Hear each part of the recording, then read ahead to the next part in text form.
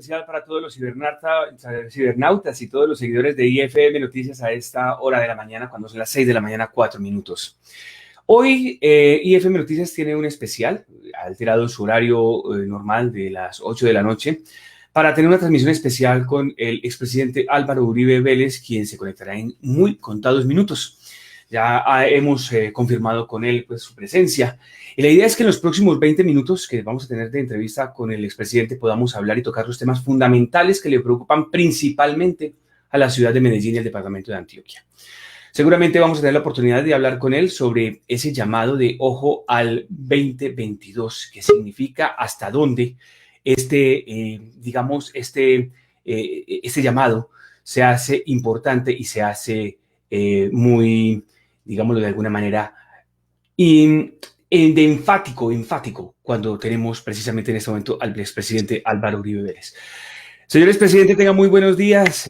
Bienvenido a este espacio de IFM Noticias. Es un placer para nosotros tenerlo a esta hora de la mañana y que podamos dialogar con ustedes sobre los aspectos más importantes que le preocupan a la ciudad de Medellín, al departamento de Antioquia. Tenga usted muy buenos días. Se le ha caído en este momento la comunicación. Esperemos un momentito más. Estaba tratando de acomodar su... Ahora sí, ya parece que lo tenemos nuevamente. Escucha. Buenos días. Hombre, me saludo a ustedes. Nuevamente, veamos a ver si podemos organizar esta... Vale, mientras tanto, pues vamos contándoles que ayer IFM Noticias tuvo un ataque cibernético en una forma que se denomina clonación.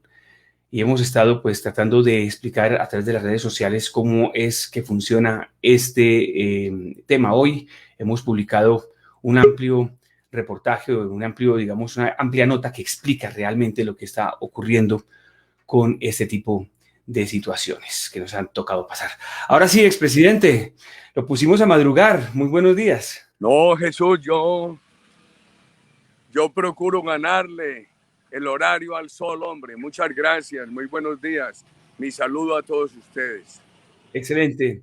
Presidente, sí que tenemos muy poco tiempo, así que yo creo que nos vamos, como dice el dermatólogo, directo al grano y hablemos concretamente de ese llamado inicial que usted hizo de ojo al 2022, pero lo quiero cruzar con algo bien interesante, es Medellín no está en la mejor situación y ese ojo 2022 toma mayor relevancia en Medellín. ¿Cómo llegamos a tener lo que tenemos en este momento en Medellín y las preocupaciones precisamente para el 2022? Hombre, yo lo conecto. El alcalde de Medellín hace parte de una visión del continente donde han estado Chávez, Castro, gobiernos de Bolivia, de Argentina, el riesgo de Ecuador, Nicaragua, etc.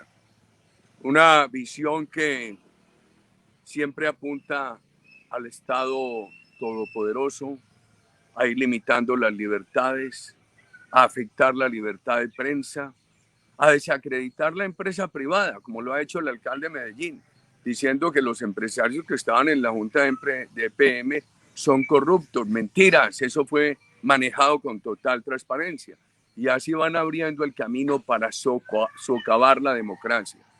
Hoy más que nunca, para recuperar lo que el país tiene que recuperar, la lucha contra la pobreza, la superación de la pobreza que se ha agravado tanto con la pandemia.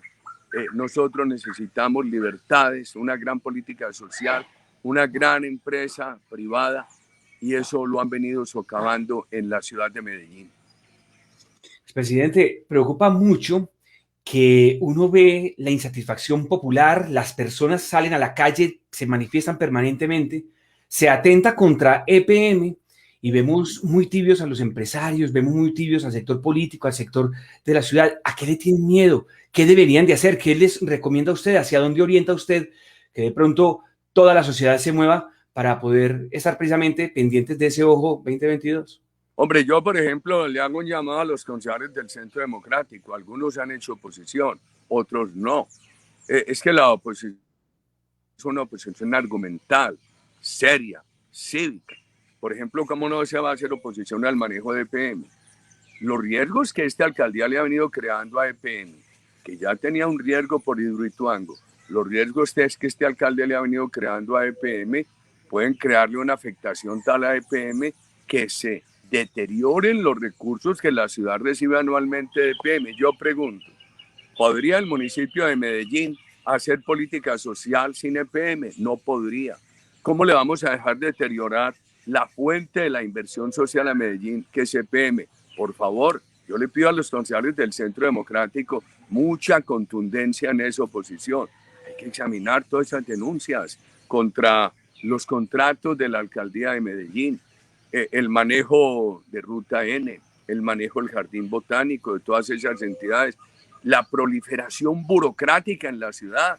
Nosotros necesitamos un Estado burocrático austero, ahorrar recursos para lo social, para la infraestructura, para la educación, para la salud. Las decisiones improvisadas que tomó el alcalde, por ejemplo, que tuvieran que cerrar por los contagios, eso no es lo grave. Lo grave es que anunciaron unos cierres de 10 de la noche a 5 de la mañana y de pronto dijeron, cuando ya todas las tiendas estaban surtidas para el fin de semana, que todo el mundo se tendría que encerrar el fin de semana. Entonces, lo que sí se necesita es tener mucha claridad en cómo se hace oposición. Hay que hacerla, los motivos están, y la oposición no es entrar a insultar, la oposición es entrar a proponer unos argumentos frente al mal manejo de la ciudad. Mire, yo hago este símil y termino esta larga respuesta. Venezuela acabó con la empresa privada. Creyeron que con los recursos del petróleo iba a ser suficiente para hacer política social y no les alcanzaron. Y hoy están bien desmados los recursos del petróleo. Sin empresa privada vigorosa no hay manera de hacer política social. Entonces el alcalde de Medellín anda en una tarea de crear odio de clases, de crear rabia contra la empresa privada de Medellín. ¿Qué tal que no fuera por esas empresas?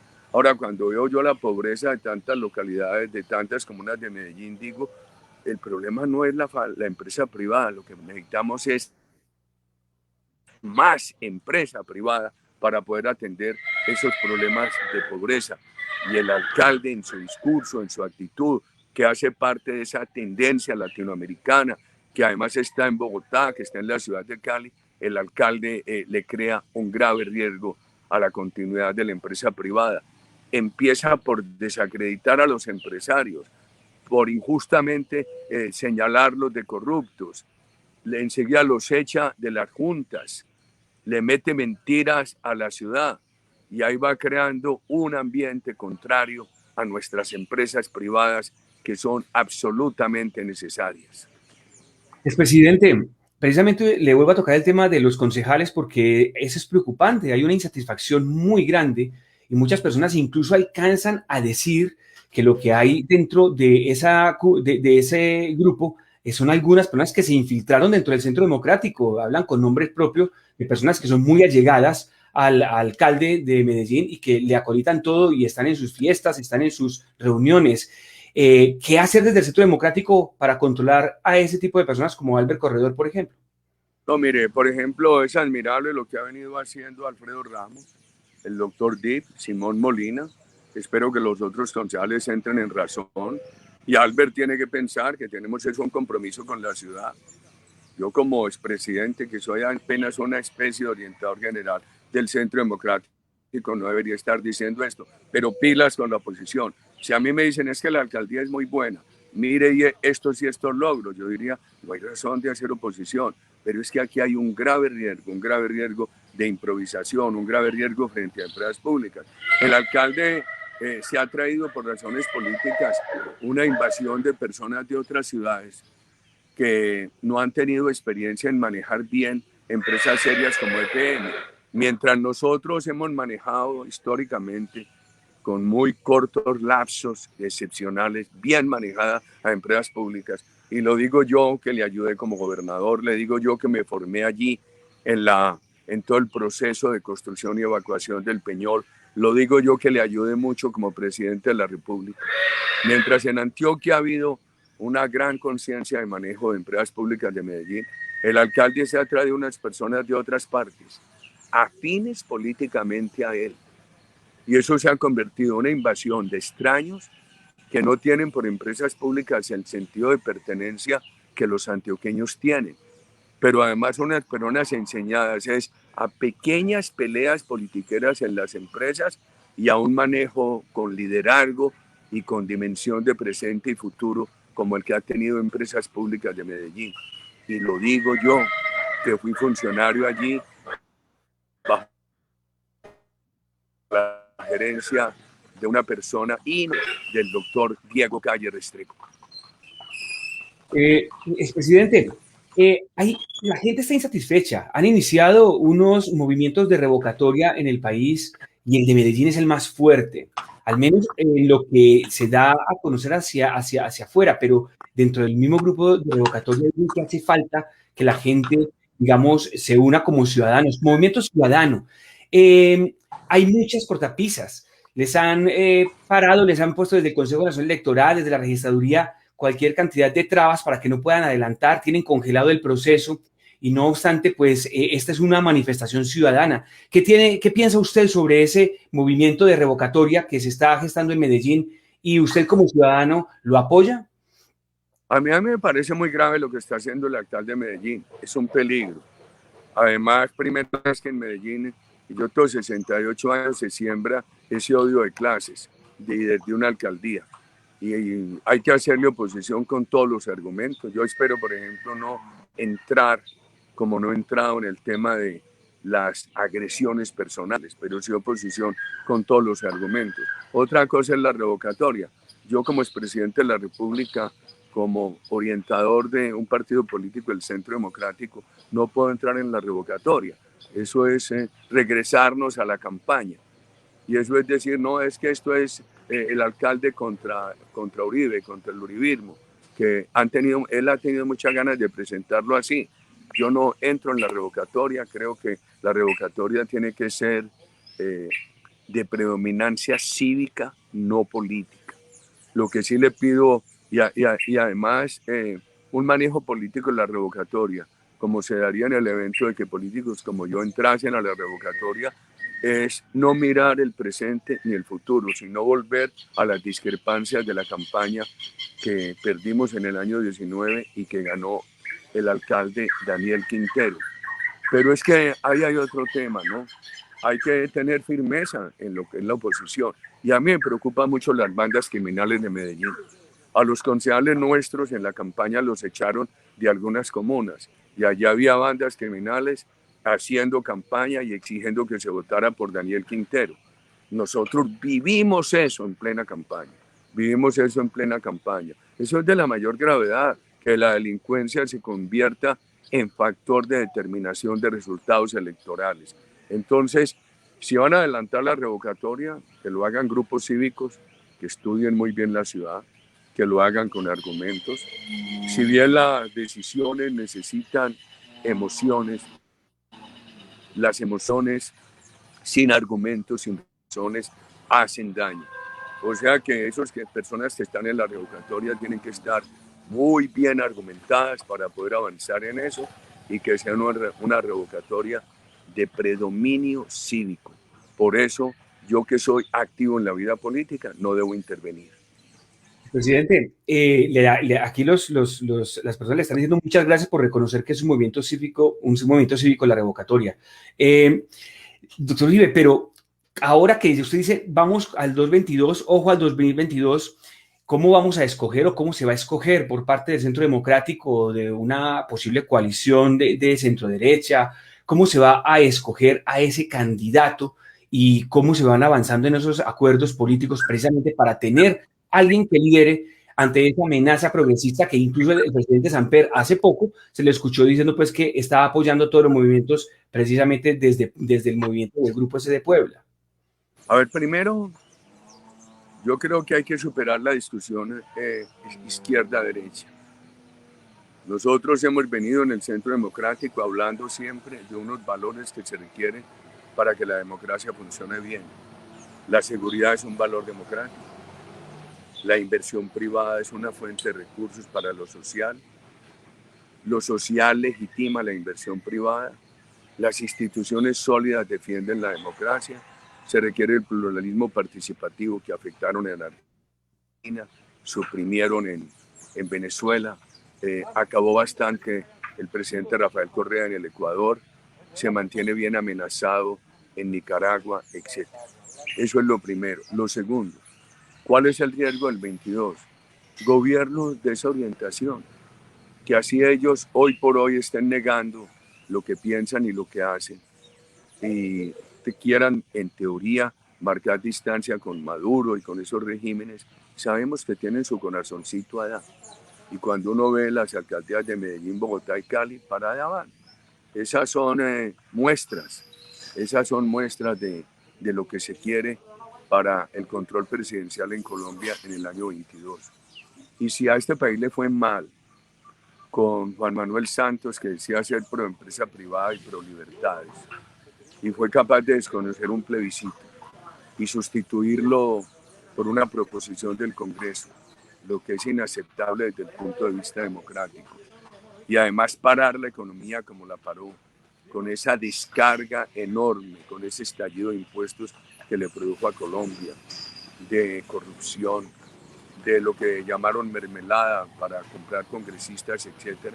Si le fue mal con Juan Manuel Santos, ¿qué diremos con estos que tienen la marquita del neocomunismo, de lo que se ha llamado el socialismo siglo XXI?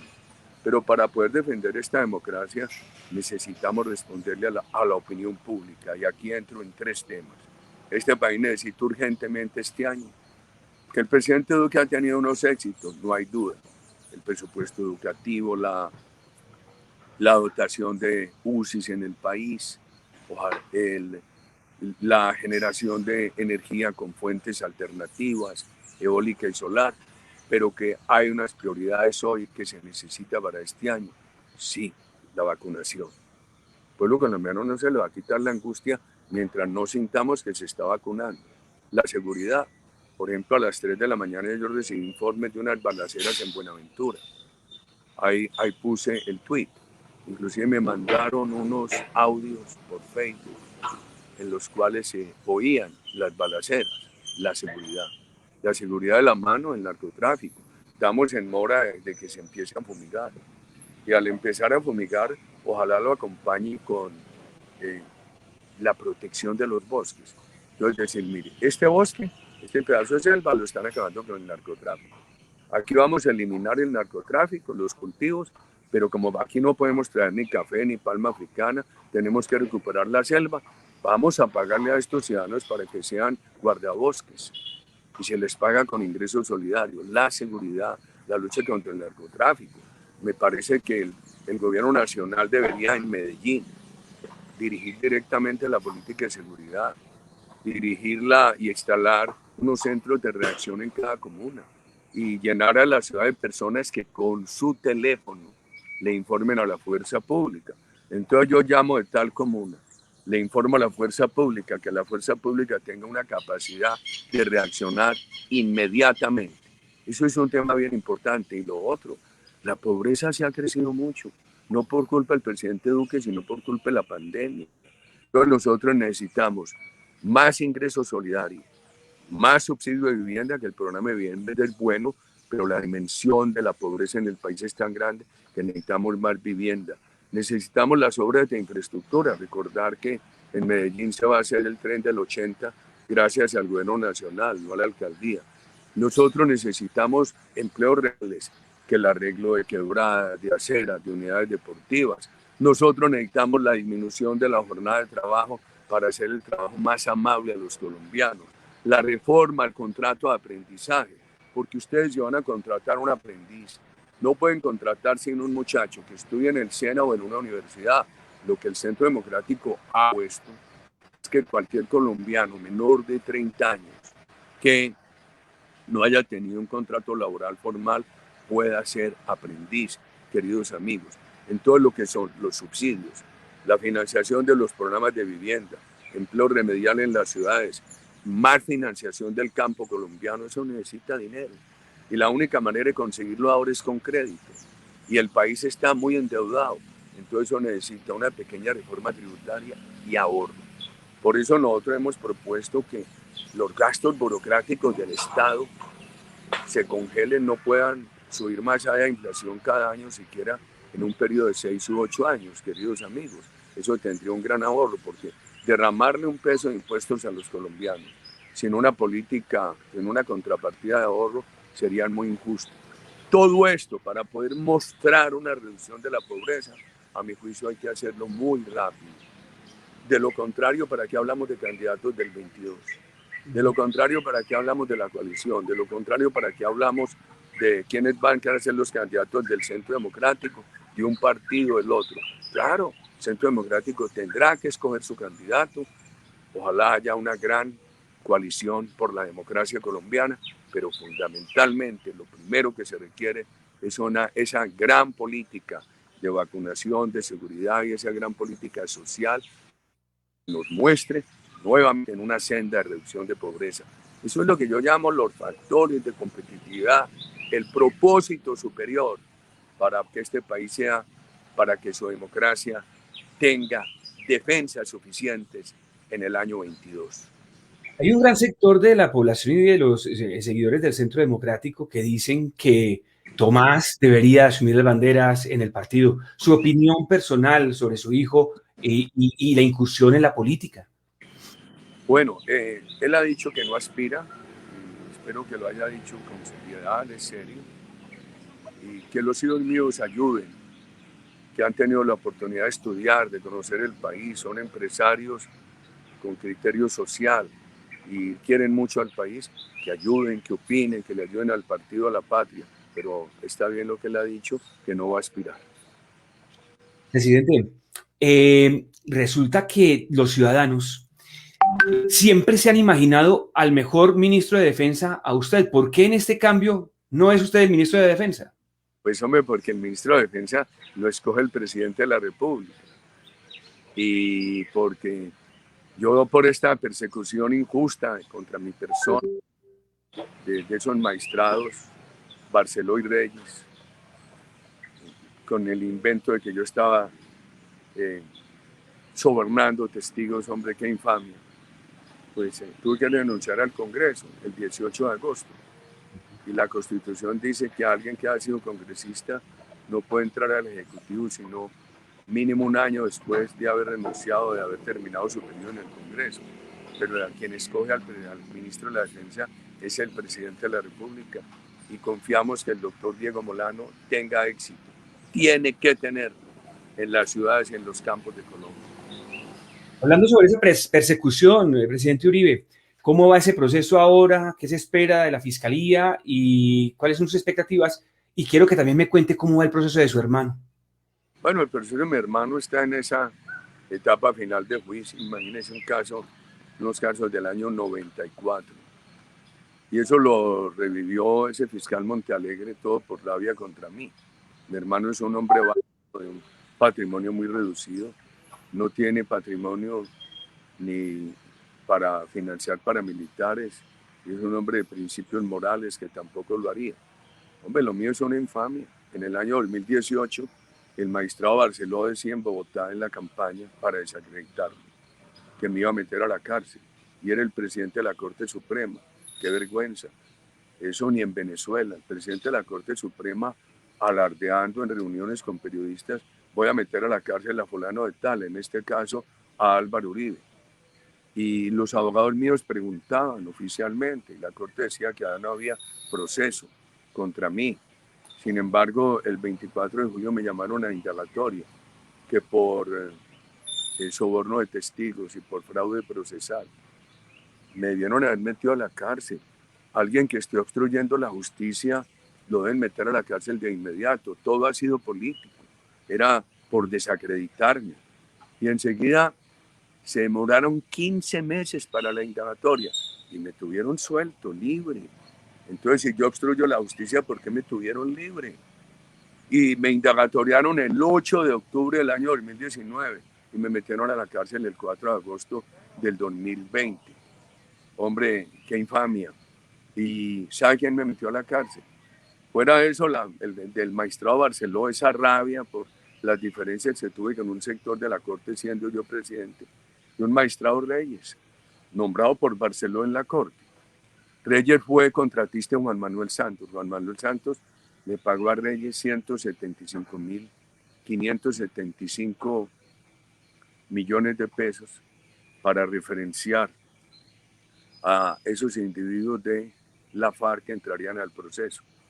O sea que Reyes, el magistrado Reyes, que me metió a la cárcel, fue una pieza fundamental en el proceso con la FARC. Y no tiene la delicadeza de declararse impedido, cuando yo era una de las voces de oposición a los acuerdos de La Habana. Y entonces ahí leí esta madrugada una serie de abogados extremoizquierdistas que son más políticos que abogados, en la defensa de un bandido que metió el gobierno mío a la cárcel, ese señor Monsalve, el testigo secreto que han utilizado. ¿Cómo le parece? Que yo mandé sobornar de testigo, ¿de dónde acá? Y la corte ordenó meterme a la cárcel sin haber permitido que mis abogados contrainterrogaran ese testigo. ¡Qué infamia, por Dios! ¡Qué infamia! Y entonces ahora veía en las redes defendiendo a ese bandido. Cuando, por ejemplo, en el caso de Álvaro Hernán Prada, el representante del Huila que lo quieren meter a la cárcel, a él lo buscan y le dicen, hombre, ese testigo que hay contra el hermano de Uribe y contra Uribe dijo mentiras y él quiere rectificar. Y Álvaro Hernán llama y lo único que le digo yo, y está en la grabación telefónica, hombre, la verdad. Y entonces el magistrado, a pesar de la grabación telefónica, el magistrado dice que no, que yo estaba buscando a Álvaro Hernán a través de fulano y perano para que Álvaro Hernán presionara ese testigo. ¡Mentiras! Y me pone a mí como determinador de fraude procesal y de soborno de testigos, y a Álvaro Hernán lo pone como cómplice. Le fueron a ofrecer beneficios al Tuzo Sierra a Estados Unidos para que me acusara. Yo lo había extraditado. Y el magistrado dijo que yo me había inventado eso, que yo había contactado al Tuzo, y no quiso oír a las personas que trajeron esa información. No los quiso oír el magistrado. Hombre, me interceptaron el teléfono en 22.000 ocasiones, entre mensajes y llamadas. No hay una palabra mía que viole el Código Penal. Sin embargo, el magistrado se inventa toda una teoría política para meterme a la cárcel. ¡Qué infamia! ¡Qué infamia! Entonces, el tema me mantiene con mucha indignación, pero seguimos en la lucha por la patria. Presidente, yo le quiero preguntar por los valores humanos en nuestra sociedad. Yo creo que es importante... Disculpe. Presidente, se nos está cortando un poco la transmisión. Espérate, voy a cambiar un momentico, voy a cambiar de línea. Un momentico, cambio de línea. No hay ningún inconveniente. Un momentico. No hay ningún inconveniente. Ahí me escucha ya, ¿está bien ya? Escucho perfecto, ahí. ¿Está bien? Sí, está perfecto. Bueno, entonces sí. Muy bien. Vale. Dime. Retomo la pregunta. Quisiera preguntarle por los valores humanos. Hoy en día, usted es un gran humanista y usted es una persona que además es muy católica. Yo quisiera preguntarle sobre qué hacer con ese relativismo y esa cultura líquida que está licuando todo alrededor de las mentiras y la falta de esos valores en la sociedad colombiana. Padres de familia, mire. Anoche yo le he dado una conferencia a YPO de México. Decía, es posible que el consumo de drogas se imponga. Yo me opongo. Y entonces me dicen, no, es que usted es muy conservador. La juventud está pensando otra cosa. Yo soy padre de familia y soy abuelo. Entonces yo veo las experiencias, ¿sabes? Uso medicinal, científico de la marihuana.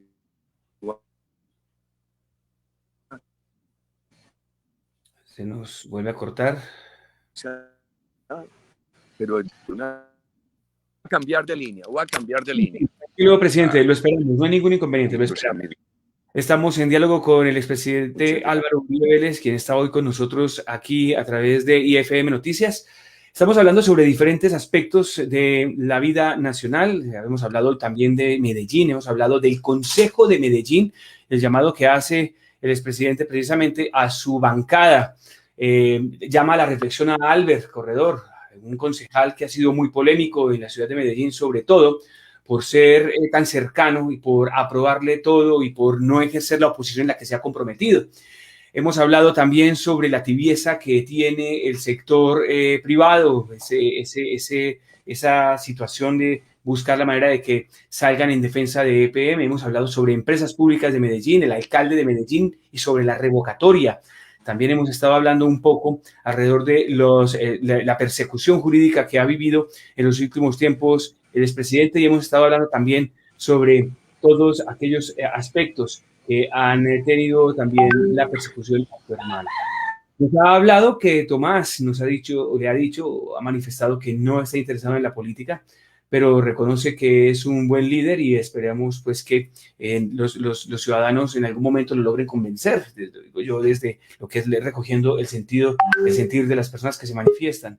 Igualmente también el expresidente se ha referido al tema de los candidatos del Centro Democrático. Dice que todavía no es tiempo para que se escoja un candidato al Centro Democrático, sino que por el momento todavía hay que hacer mucho trabajo, apoyar al presidente Duque en los éxitos, hacer que se reduzca la pobreza para continuar adelante y luego ahí sí pensar en la escogencia de una coalición del Centro Democrático. Y le retomaba yo al presidente Álvaro Uribe Vélez, le preguntaba sobre esos valores humanos, sobre cómo hacer para que esa cultura líquida que está mezclando todo alrededor de las mentiras, el relativismo absoluto que hay, pues, ¿qué piensa usted sobre esos temas? Y bueno, sobre también el aborto y estos temas que están lesionando un poco el tema de la construcción de un tejido social digno para Colombia. Me refería al uso recreativo de las drogas. Entonces decía yo, hombre, porque mucha gente me regaña, me dice, eso lo van a probar. Es que usted es muy retrógrado. No, hombre, yo soy padre de familia y soy abuelo. El uso medicinal, científico, está aprobado por tratados internacionales desde los años 60. Vamos al uso recreativo. Yo le pregunto a los uruguayos, ¿ha servido la legalización de la marihuana? Y me dicen, no. Los ciudadanos buscan otras drogas más fuertes. Yo veo en la sociedad de los Estados Unidos problemas de degradación. Esas explosiones de violencia en muchas partes tienen que ver con el consumo de drogas. No hay duda, no hay duda. Y también se va creando una tendencia insaciable de consumo. Ya el Estado de Oregón ha venido hablando de la necesidad de legalizar el consumo de cocaína. ¿Cómo le parece? Y finalmente, ¿qué pasa con el uso recreativo? Va alienando al individuo, lo va enajenando, lo va llevando a consumir todos los días más droga y drogas más fuertes. Y el individuo alienado pierde su raciocinio, pierde su lucidez. Y cuando un individuo está alienado, pierde la capacidad de tomar decisiones con toda la lucidez y con todo el raciocinio. Entonces, eso no es un camino hacia la libertad. El consumo de drogas es un camino hacia la esclavitud del ser humano. Yo creo que todo esto necesita mucho trabajo de familia. Y llamo la atención. Las Fuerzas Armadas, el Ministerio de Defensa se han olvidado del tema del decomiso de droga. Es que es muy claro, nosotros hemos dicho, al consumidor no lo meta a la cárcel. Ahí se necesitan políticas preventivas y de rehabilitación, pero decomise la droga, como lo dice un decreto del principio del gobierno del presidente Duque. Creo que eso hay que hacerlo con mucha fuerza. Presidente, yo sé que usted tiene una agenda muy apretada, pero yo voy a abusar de su tiempo. La última vez que nos vimos, usted y yo personalmente, fue en Madrid, en esa salida del hotel, cuando iba usted a recibir el premio de la Fundación Real Madrid al mejor presidente en los últimos tiempos en Colombia. Y en ese momento, en ese lobby, cuando conversábamos, usted me manifestó su preocupación en ese momento por todo lo que podría llegar a alcanzar a ser Venezuela. Estamos viviendo en esta realidad tan grave, y se están cumpliendo esas palabras. Usted decía, es que va a seguir el problema y si seguimos en ese camino vamos a terminar como Venezuela. Usted, ahora que vemos que las guerrillas están ocultas entre Venezuela y Cuba, que no hay colaboración, que seguimos padeciendo esta situación, ¿usted qué orientación le da al país para poder tratar de mejorar esa situación y que Venezuela deje de ser esa amenaza tan impresionante que se cierne sobre los colombianos? Cuidado con el 22. Castro decía que, Chávez decía que él no era castrista, lo decía en campaña, está en los medios de comunicación de la época. Y llegó a la presidencia de Venezuela a aplicar un modelo castrista. Decía que era amigo de la libertad de prensa y llegó a la presidencia de Venezuela a eliminar la libertad de prensa. Los expropiaba medios de comunicación, los cerraba u obligaba a los dueños a venderle esos medios o a cederle esos medios a personas amigas de Chávez, del gobierno. Decía que no era enemigo de la empresa privada, llegó a la presidencia de Venezuela a expropiarla. Decía que iba a ser un país, una Venezuela sin corrupción. Lo que hizo fue crecer la corrupción y entregarla a las Fuerzas Armadas para sobornarlas, comprarles el apoyo al gobierno. Decía que iba a mejorar el tejido social de Venezuela. Encontró la pobreza en el 30-35 y la subió al 90. Cuidado con eso, queridos amigos. Cuidado con eso. Yo le temo mucho a eso.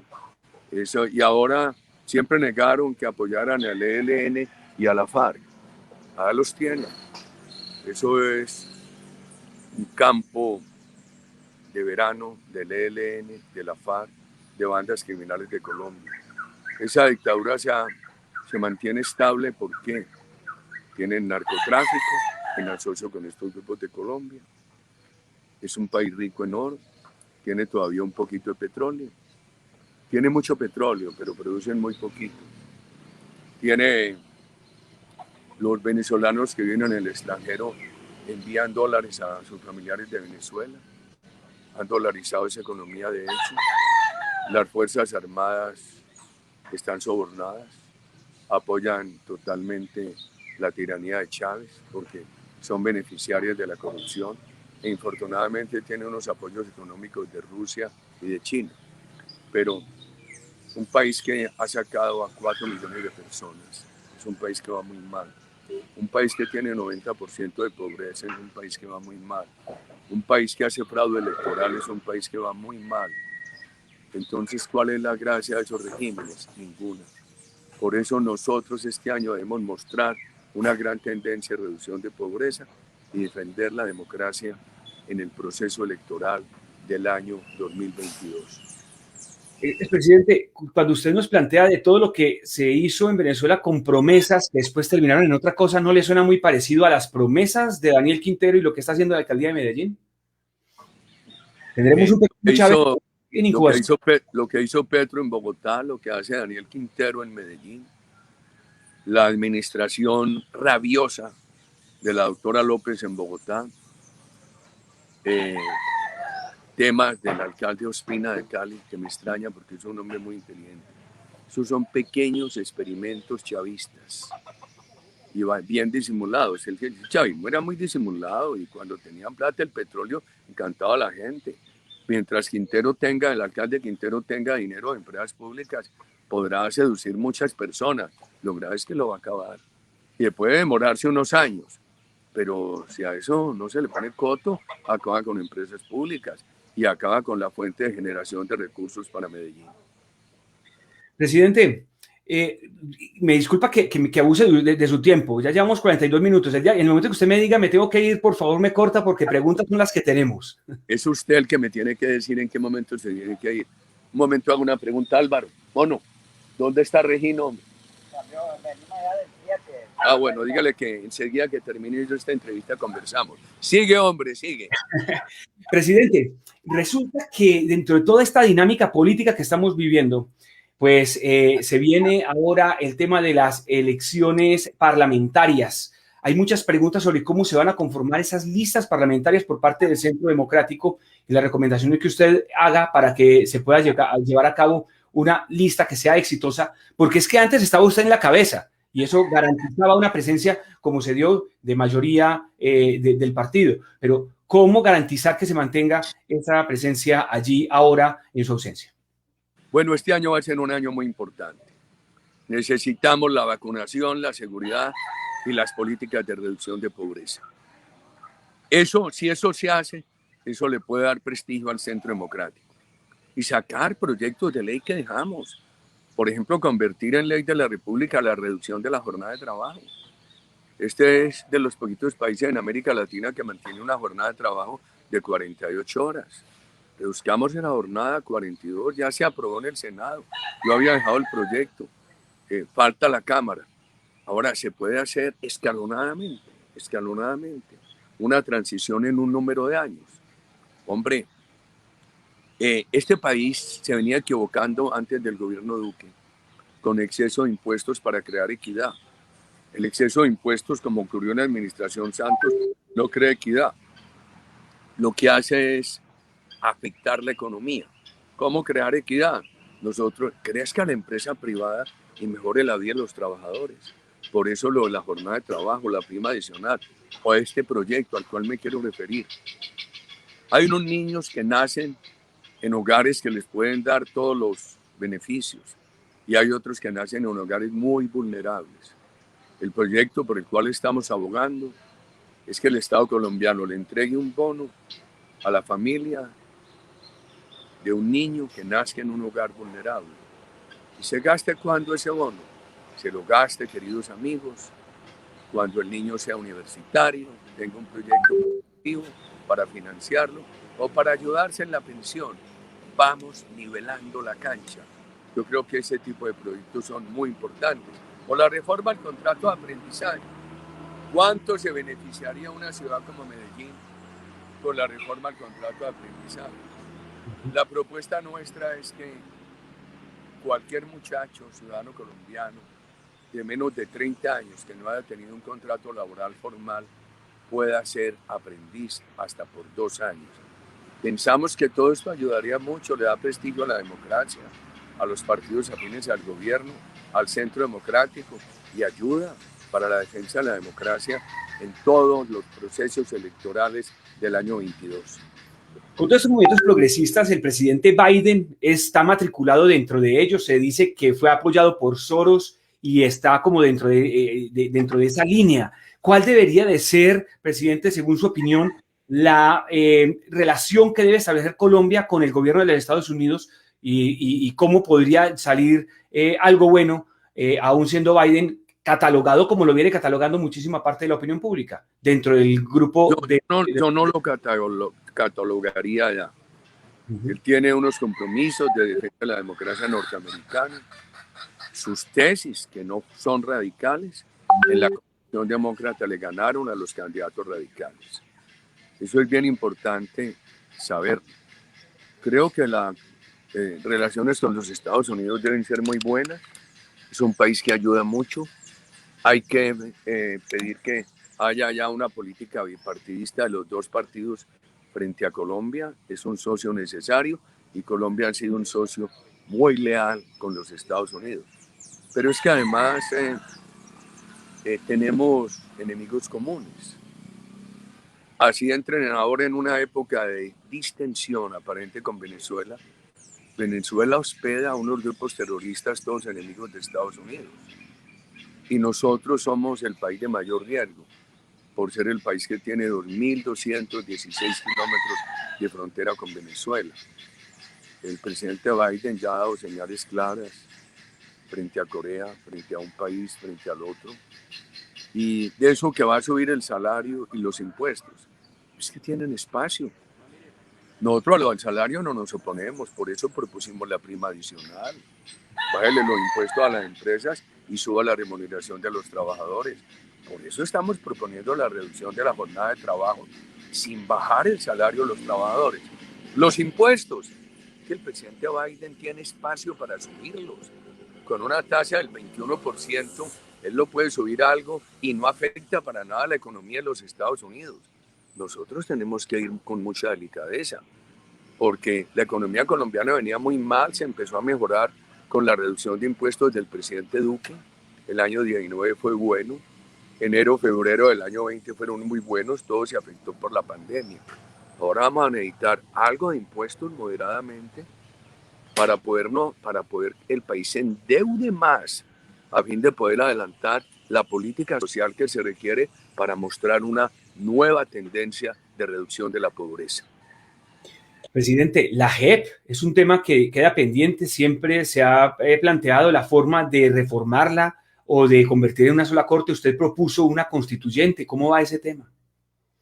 Yo he propuesto un referéndum, eso no ha avanzado, seguimos en el tema. Nosotros siempre nos opusimos a la creación de la JEP. Él no ganó el plebiscito del 2016. Yo, para buscar menos confrontación, he dicho, olvidémonos de derogarla, hagamos por lo menos 2 reformas. Que los militares salgan de la JEP. Los integrantes de las Fuerzas Armadas de Colombia han sido respetuosos de la democracia, de la Constitución. Aquellos miembros de las Fuerzas Armadas que han delinquido, pues han sido castigados severamente en Colombia. ¿Por qué los tiene que juzgar una entidad impuesta por la FARC? Eso es muy injusto. Que la conducta de los militares la examine un organismo independiente, imparcial. Y el tema de la presencia en el Congreso de personas responsables de delitos atroces. Que Santos dijo, no tendrán curules, les dio. Los delincuentes de delitos atroces no podrán ir al Congreso, allá están los violadores de niños. Irán a la cárcel, está previsto que si reconocen el delito, no irán un día a la cárcel. Lo que nosotros decimos es, por lo menos, esos responsables de delitos atroces, sáquenlos del Congreso. Yo insistiría en ese par de reformas. Vamos a ver si se dan condiciones para proponerlas con otras, como la disminución del Congreso, en un referéndum. Presidente, vuelvo a volver a meter en temas antioqueños. ¿Qué opinión le merece a usted esas ideas de cerrar el aeropuerto Olaya Herrera y el tema de hacer de Medellín un distrito y unir toda el área metropolitana bajo una sola alcaldía? No, yo no la uniría bajo una sola alcaldía.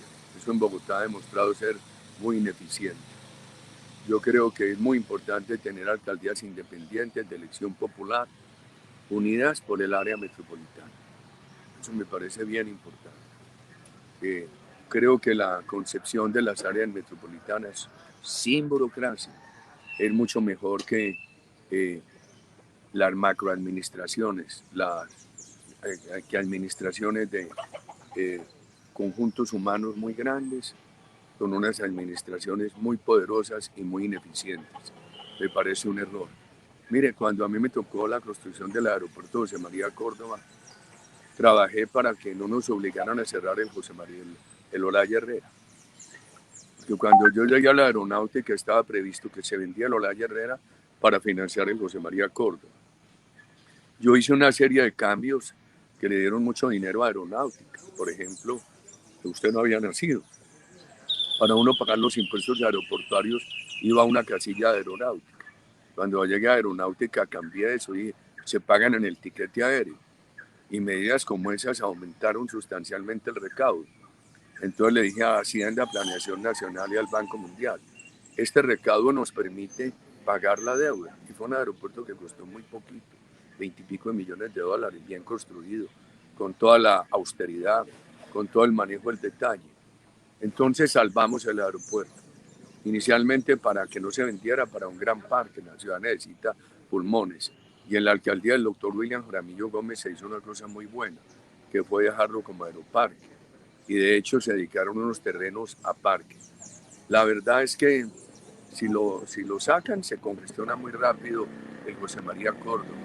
Que lo restringan está bien, pero yo no construiría esos terrenos, queridos amigos, yo no los construiría. Me parece que al aeropuerto José María Córdoba le falta la segunda pista y uno no sabe qué puede ocurrir en el crecimiento de economía en los años que vienen, en los años de pospandemia. O sea que me parece que cada municipio del Valle de Aburrá debe tener su administración, por supuesto todos unidos a través de PM, a través del área metropolitana, y me parece que hay que tener mucho cuidado en decisiones sobre el Olaya Herrera. Hablaba usted un momentito sobre cómo, por ejemplo, en Venezuela comenzaron comprando y medios de comunicación, los que no se compraban los fueron cerrando y expropiando. ¿Usted qué opina de lo que está ocurriendo con los medios de comunicación actualmente en Colombia? ¿Usted cómo percibe a los medios de comunicación en Colombia? ¿Y cómo percibe también este movimiento de medios independientes que estamos naciendo para la opinión pública? No, yo soy respetuoso. A mí me parece que todo eso está bien. Todos estos medios independientes ayudan mucho, aumentan lo que podríamos llamar la gama de las oportunidades democráticas. El gobierno del presidente Duque ha sido enteramente respetuoso, ha permitido la total libertad de medios de comunicación y acabó la práctica corrupta de Juan Manuel Santos de la mermelada a medios. Yo creo que eso que Juan Manuel Santos hizo de comprar el favor de unos medios con mermelada le hizo mucho daño a la democracia colombiana. Me parece que como está esto, con el presidente Duque está bien, y el partido sacó adelante un proyecto que es hoy ley de la República, que le dio una amnistía total de deuda a las emisoras comunitarias. Eso ayuda mucho.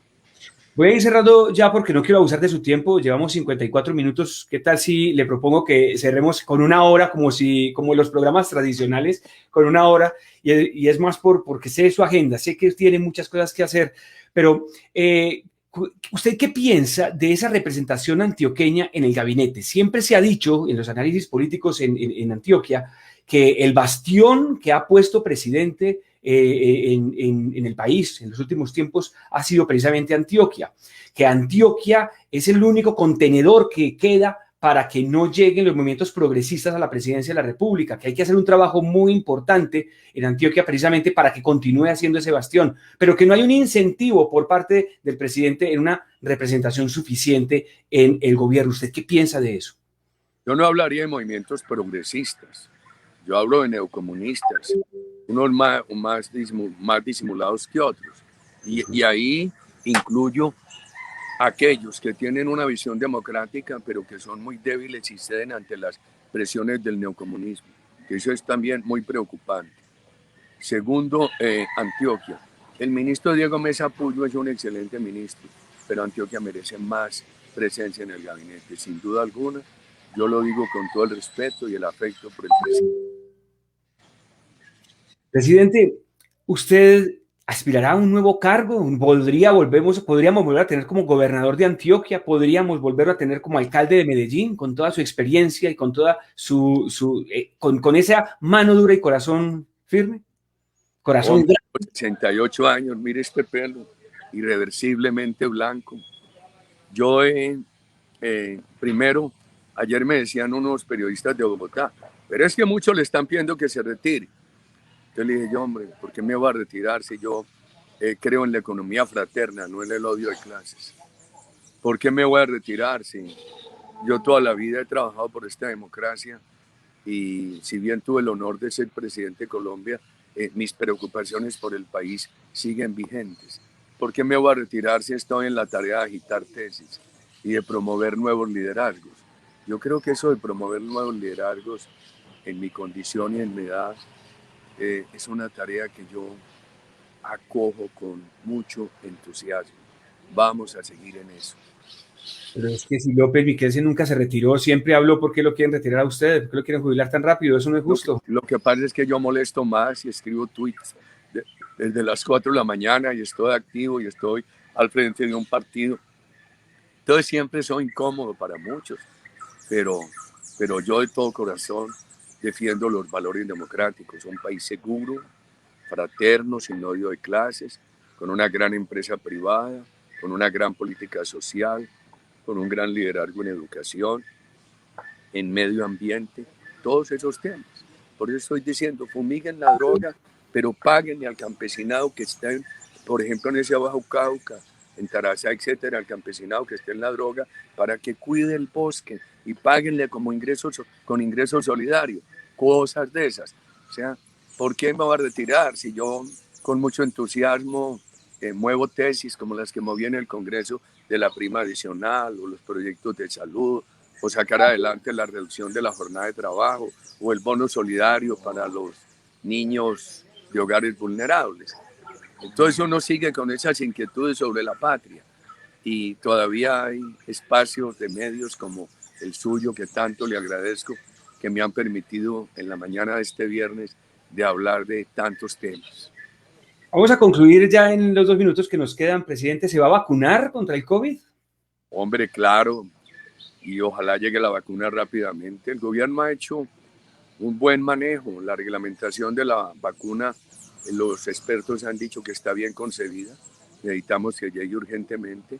Este país tenía 3.700 UCIs. Eso más que se ha doblado. Por fortuna el Centro Democrático, todos los parlamentarios hicieron un esfuerzo y hemos entregado muchas UCIs. Nuestro dirigente antioqueño Fabio Aristizábal, desde la Superintendencia de Salud, ha cerrado un poco de EPS malas. Hay que proteger solamente a las buenas, a las malas cerrarlas. Los hospitales han mejorado, necesitan que se les agilicen los recursos de la ley de punto final. Ha habido cosas buenas en salud, pero hay mucha angustia ciudadana esperando la vacunación. Que llegue la vacunación, la necesitamos. Le cuento, pues esto es una buena noticia porque acaba de decir el INVIMA que el primer lote llega este fin de semana, así que, presidente, muy pronto. Hombre, Dios quiera, en el momento que se empiece a aplicar la vacuna, pero va a venir otra angustia. El día que digan ya se está aplicando vacuna, y muestran unas fotos de algunas personas poniendo... Presidente, se nos fue el sonido. No. Ahí sí, ahí volvió. Sí, lo que pasa es que tuve que salirme del Wi-Fi hace un rato, porque tenía una fallita y estoy trabajando por 4G el teléfono, pero cuando me entra una llamada me interrumpen. Y usted ya sabrá que este teléfono mío, a pesar de las interceptaciones ilegales, es un teléfono muy demandado. Entonces, detrás de una angustia a otra. Hoy la angustia para que llegue la vacuna y cuando llegue vendrá otra angustia para poder masificar la aplicación de la vacuna. Por eso es una urgencia de este año. Quiero agradecerles infinitamente a ustedes en IFM, desearles todos los éxitos, portales como el de ustedes contribuyen muchísimo a la democracia y siempre atento. Medellín, no dejemos acabar empresas públicas. Medellín, no dejemos acabar Ruta N. Medellín, si se acaba empresas públicas de Medellín, la ciudad se queda sin ingresos para lo social. Medellín, menos burocracia, más política social. Medellín, esos pequeños experimentos chavistas hacen mucho daño y son el anticipo de lo que viviría Colombia. Concejales, oposición. La oposición no es rabia personal, la oposición no es insulto, la oposición es argumentos, queridos amigos. Presidente, no sabe cuánto le agradecemos que nos haya dedicado esta hora de su tiempo, a esta hora de la mañana, también un viernes a esta hora. Le queremos agradecer de verdad infinitamente por todas sus respuestas, sus orientaciones y por este diálogo sincero y franco que ha sostenido con nosotros. Mil gracias de verdad. A ustedes muchas gracias, muchos éxitos en todo lo que están haciendo. A quienes los siguen en Medellín y en Antioquia, buen día, muchas gracias. Mil gracias, Dios lo bendiga. Pues era el expresidente Álvaro Uribe Vélez con nosotros el día de hoy a las 7:01, prácticamente una hora exacta de 20 minutos que teníamos inicialmente con él. Queremos agradecerle de verdad esa deferencia que ha hecho con nosotros en IFM Noticias para estar hoy precisamente con este espacio. Hemos hablado absolutamente de todo, creo que no se nos quedó mayor cosa en el tintero. Hemos hablado de Medellín, hemos hablado del aeropuerto La Herrera, hemos hablado de EPM, de Ruta N, como lo dicen al final. Ha hecho unos llamados importantes a los concejales para que reflexionen frente al tema de la oposición, en donde no son rabias personales, sino que son exactamente lo que es oposición con argumentos. Que al empresariado le ha hablado también, que es hora de pensar en la ciudad. Le ha hablado a todo el mundo, creo que este ha sido un importante tema. Hoy un diálogo importante, muchos comentarios, muchas personas comentando. Queremos agradecerles también a ustedes haber madrugado, estar conectados. Por favor, compartan ya el enlace de lo que ha quedado ya esto grabado para que muchas personas puedan verlo. Suscríbanse al canal de YouTube. Y quiero, antes de que se vayan, antes de que terminemos todo esto, hacer dos apreciaciones. Una es frente al ataque que recibimos. Quiero decirles que ayer recibimos un ataque en cibernético en modo de clonación, en donde han clonado nuestros sitios. Se han aprovechado que ifmnoticias.com, terminado en M, pues no había adquirido el .co de Colombia. Pues se han hecho con ese dominio, se han creado un espejo, han copiado los enlaces y para poder meter simplemente información que beneficia al actual estamento de la alcaldía de Medellín.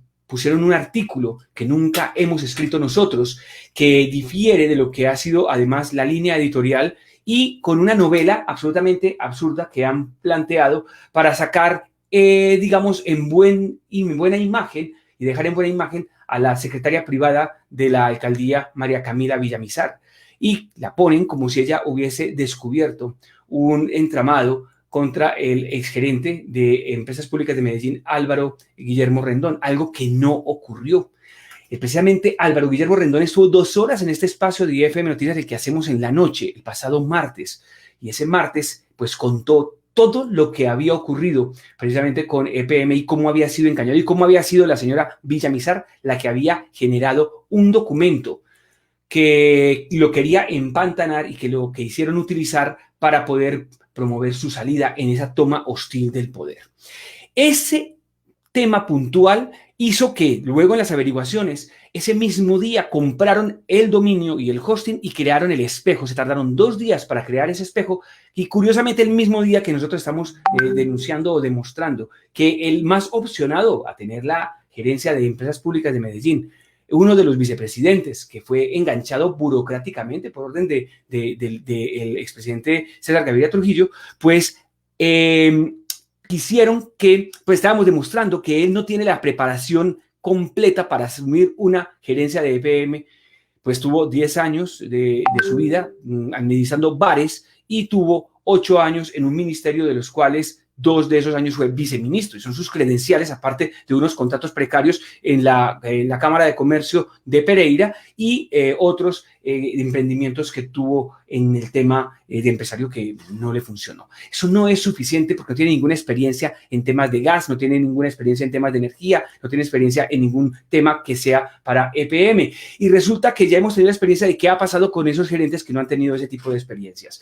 Pues resulta que justo el mismo día que hacemos esas denuncias, que contamos eso, que hacemos ese confidencial, nos hacen este tipo de ataque cibernético. Es el tercer ataque en menos de un año que IFM Noticias viene sufriendo. Tenemos las sospechas de dónde pueden provenir, pues porque siempre es cuando tenemos denuncias importantes en contra de la administración, cuando tocamos la fibra de estas personas. Ayer hablaba yo precisamente con Álvaro Guillermo Rendón para contarle que no era nuestro ese informe, y él me decía que lo habían celebrado y que a él todavía no habían sacado del chat de los secretarios de despacho y de la alcaldía, y que allí movieron como si fuera un gran triunfo ese enlace fake de una noticia falsa, haciendo que IFM Noticias apareciera como quien lo firmaba y quien lo ha realizado. Esto lo que significa es simplemente que es un ataque, ¿sí?, a la expresión, al libre derecho de ejercer una prensa responsable, que investiga, que no se arrodilla, digámoslo así, ante el poder dominante en este momento, que es una voz libre e independiente, que ha fijado, sí, una tendencia o, digamos, una visión editorial, una línea editorial en la cual es crítica a lo que hace la alcaldía. Eso significa que damos las noticias de todo lo que son buenas noticias en la ejecución de la alcaldía, pero nos cuestionamos más allá de los boletines de prensa. Eso es lo que eso significa. Hemos entendido entonces con estos ataques que somos un elemento incómodo para la administración del señor Daniel Quintero y sus demás miembros de gabinete. Hemos entendido que nos han mandado ya mensajes con esto. Ponemos y hacemos responsable de la seguridad de nuestro portal y del personal de nuestro portal y de la seguridad de que tengamos a la alcaldía de Medellín de estos ataques. Lo ponemos hoy, se instaurarán las denuncias correspondientes para que se investigue precisamente estos temas de por qué estamos siendo atacados. Lo volveremos a poner, como ya se ha hecho, la queja ante la FLIP, ante la Fundación para la Libertad de Prensa y ante los organismos internacionales de la libertad de prensa. Y rechazamos contundentemente estos ataques, estas suplantaciones al libre ejercicio del periodismo, en donde se busca desacreditar a este medio que se ha ganado con investigación y con trabajo y con seriedad un lugar en la representación de voces que son inconformes en la ciudad. Seguimos haciendo, muy a pesar de lo que quiere o de lo que quisiera el alcalde, investigación. Seguiremos investigando su gestión. Seguiremos siendo los ojos, seguiremos siendo fiscales de eso. Hacemos un llamado a los organismos de control, que los vemos también muy parcos, que no los vemos actuando frente a todas las que son las irregularidades, y lo mismo al Consejo de Medellín, para que trabajen dentro de lo que es el control político y cumplan con la ciudad, no cumplan con pactos políticos, que no se queden en la parte burocrática y en la parte simplemente de los amañamientos que se hacen a través de pactos escondidos de cara a la sociedad antioqueña. Invitamos a ese consejo que actúe con responsabilidad y que ponga y que piense primero en el beneficio de la ciudad. Queremos hacer este pronunciamiento porque de verdad nos parece peligroso que se comience a atacar a los medios de comunicación independientes, que quedamos muy pocos, somos muy pocos los que no tenemos pauta oficial y rechazamos esas invitaciones a pauta oficial porque no queremos que cumpla nuestra conciencia y queremos seguir siendo un medio independiente. Dios los bendiga, que tengan un buen día, gracias por estar con nosotros, gracias al presidente Uribe por habernos acompañado y a ustedes también por haber madrugado. Por favor, compartan este video para que todo el mundo pueda ver qué fue lo que dijo hoy el presidente, que hay varias noticias importantes que han salido. Sigan con ifmnoticias.com con M y eviten ingresar a los medios fraudulentos. Que tengan un muy buen día y un muy buen fin de semana. Hasta luego.